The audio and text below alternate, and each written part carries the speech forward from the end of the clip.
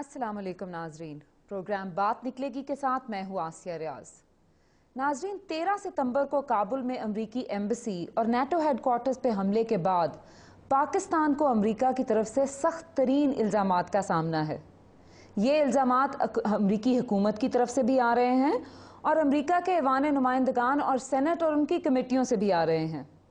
लेकिन पाकिस्तान की पार्लियामेंट ऐसा लगता है कि 13 सितंबर से लेकर अब तक इस क्राइसिस के बावजूद अपने आप को इस काबिल नहीं पाती कि वो इन इल्ज़ामात को संजीदगी से ले और उसके बारे में कम से कम अपनी मीटिंग और कोई इजलास ही बुलाए जिसके अंदर ये फैसला करे कि इन हालात का किस तरीके से मुल्क को सामना करना चाहिए। नाज़रीन, हमें ज्वाइन किया है सेनेटर सलीम सैफुल्लाह खान ने, जो चेयरमैन है सेनेट की फॉरेन रिलेशंस कमेटी के। हम उनसे बात करते हैं और पूछते हैं कि पाक अमरीका ताल्लुकात के ऊपर उनकी कमेटी ने अभी तक क्या उसमें काम हुआ है, क्या पेशरफ्त हुई है। Welcome to the program Saleem Saifullah Khan साहब।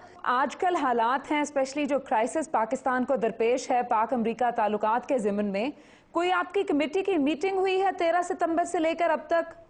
देखें आसिया, चूंकि वजीर खारजा और सेक्रेटरी खारजा मुल्क से बाहर थे, आपको पता है अक़वाम मुत्तहिदा का यूएन का सेशन होता है जी, तो इसलिए अगर मैं मीटिंग बुलाऊं और वो मौजूद ना हो तो उसका कोई फायदा नहीं होता। इसलिए उनसे मशवरा करके हमने अब 3 अक्टूबर को खारजा कमेटी की मीटिंग बुलाई है और हम वक्तन फवक्तन बुलाते रहते हैं, कोई ऐसी बात नहीं है। ये फरमाइएगा कि आपने अभी 2009 में कमेटी की चार्ज आपने लिया, आप चेयरमैन इलेक्ट हुए, आपने अब तब से लेकर 2010 में 2010 में जी सर। अच्छा, तब से लेकर अब तक आपने पाक अमरीका ताल्लुकात को आपने स्टडी किया होगा, कमेटी के अंदर डिस्कस किया होगा, उसकी कोई आपकी रिकमेंडेशंस आई हैं? अगर वो आप हमें ब्रीफली शेयर करें हमारे साथ। मैं पिछले साल मई में, यानी तकरीबन 14-15 माह हुए हैं मेरे एज चेयरमैन जी, जिसमें हम कोई 8-9 मीटिंग्स कर चुके हैं जी। और अमेरिका के अलावा मैं समझता हूँ कि पाकिस्तान की खारजा पॉलिसी कोई स्टैटिक नहीं होती है कि पिछले 30 साल से जो पॉलिसी है उसी को हम अपनाए रखें।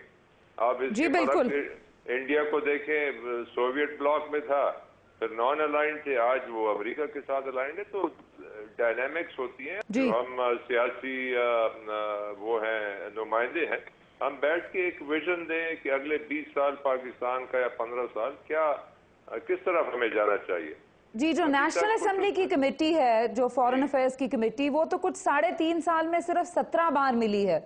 उसके चेयरमैन है असफंदियार वली खान साहब, वो अमूमन मुल्क से बाहर होते हैं और कम से कम 17 मीटिंग्स में से 10 मीटिंग्स ऐसी हैं जो वो चेयर करने के लिए मुल्क में मौजूद नहीं थे।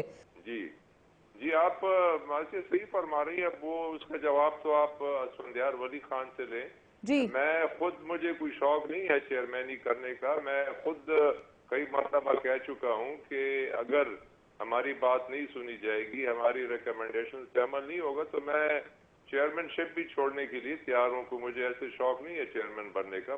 देखें ना, पिछले 32 साल से हम कितनी कुर्बानी दे चुके हैं, लेकिन दुनिया में एहसास ही नहीं है। तो ये हमारी खारजा पॉलिसी की कमजोरी है। तो इसमें मैं समझता हूँ, और मैंने आज खुद कोशिश कर रहा हूँ मुख्तलिफ सफरा से मिलकर उन तक ये बात पहुँचाना कोशिश कर रहा हूँ कि भाई आप अपने अपने मुल्कों को समझाएं कि हम 32 साल से 10 साल मैं तो कहता हूँ 32 साल जब से जी बिल्कुल, जब उन्होंने हमला किया अफगानिस्तान, उस वक्त से हमारी मगरबी सरहदों पे एक जंग हो रही है। हम तबाही की तरफ चले गए हैं, क्लशनकॉफ कल्चर आ गया है, हेरोइन कल्चर आ गया है जी। पता नहीं कितने हमारी जाने जाए, कोई 35,000, कोई 40,000, इससे भी ज्यादा होंगी। तो हमें ये हमारी एक नाकामी है। सलीम सैफुल्लाह साहब के स्पेसिफिकली पाक अमरीका ताल्लुकात के ऊपर आपकी कमेटी ने कोई रिकमेंडेशंस जो दी हैं, पिछले दिनों में दी हैं, उसके बारे में अगर आप हमें एनलाइटन करते जाएं, आगाह करते जाएं कि वो क्या है जी। हमने उन्हें कहा है कि एक तो ये जितनी आपकी देखें ना, बहुत सी चीजें हैं जिनकी एग्रीमेंट ही नहीं है। जब ये रेमंड डेविस का वाकया हुआ, हमें पता चला कि हजारों की तादाद में अमेरिकन यहाँ आए हैं, किसने उनको वीजा दिया, क्या एग्रीमेंट। तो मैंने उनसे कहा कि भाई ये कम से कम आप और अमेरिका की ब्लैक एंड व्हाइट में, ये अब 21वीं सदी है, सिर्फ एक टेलीफोन पे या इनफॉर्मली कि जी ये हमारा एक एग्रीमेंट है, ये मुनासिब नहीं है। किन खतूत पे इस्तवार होनी चाहिए हमारी पॉलिसी सैफुल्लाह साहब अमेरिका के साथ, आजकल के हालात भी अगर आप सामने रखें? एक तो जी हमें इक्वालिटी पे होना चाहिए, ٹھیک ہے وہ سپر پاور ہے, ایک بڑی طاقت ہے, ایک عالمی طاقت ہے, لیکن دو ملکوں کے درمیان جب بھی کوئی اگریمنٹس ہوتے ہیں وہ برابری کے بیسس پہ ہوتے ہیں, سوورن نیشنز کی بیسس پہ ہوتے ہیں. سوورن نیشنز کے درمیان جو اگریمنٹس ہیں ان کو بڑا واضح طور پہ بتا دینا چاہیے کہ آپ اس قسم کے جو آپ نے 2 مئی کو کیا اس قسم کی آپ حرکت نہیں کر سکتے کہ آپ اچانک اسلام آباد آ جائیں, آپ پشاور پہ حملہ کر لیں, آپ ایبٹ آباد جا کر ہیلی کاپٹرز میں آ کر لوگوں کو لے جائیں. دس از ناٹ ایکسیپٹیبل. یا آپ کے جو یہ ڈرونز ہیں اور آپ اچھا ہماری جو یہاں پر ان کی ایئر فورس کو ہم نے بیسز دیے ہیں, کس بنا پہ دیے ہم نے؟ میں نے تو ان سے کہا تھا کہ کیا وہ اگریمنٹس آپ کے سامنے پیش کیے ہیں فورن آفس نہیں, نے؟ ابھی تک کوئی انہوں نے پیش نہیں کیے ہیں, اور میں امید کرتا ہوں کہ ہم جب دوبارہ ملیں گے ان سے میں کہوں گا کہ وہ کم از کم یہ اگریمنٹس ہماری کمیٹی ممبرز تک پہنچائیں. آپ کو لگتا ہے کہ ہماری کمیٹیاں کسی وقت کس ٹائم فریم میں اتنی افیکٹو ہو جائیں گی کہ وہ جو پالیسی اوور سائٹ ہے یا پالیسی کا ریویو ہے عوام کی خواہشات کے مطابق وہ کمیٹیز کریں پارلیمنٹ کی؟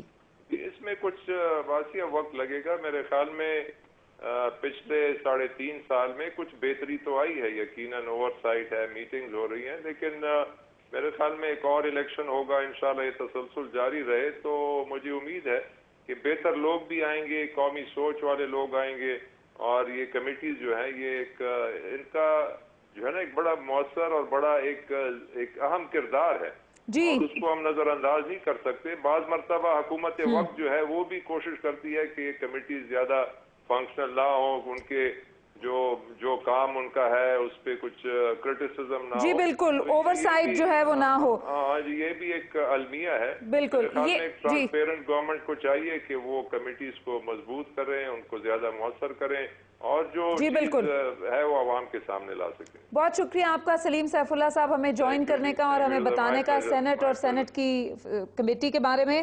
ناظرین, ہم لیتے ہیں ایک چھوٹا سا کمرشل بریک, جس کے بعد ہم اسی گفتگو کو آگے بڑھائیں گے.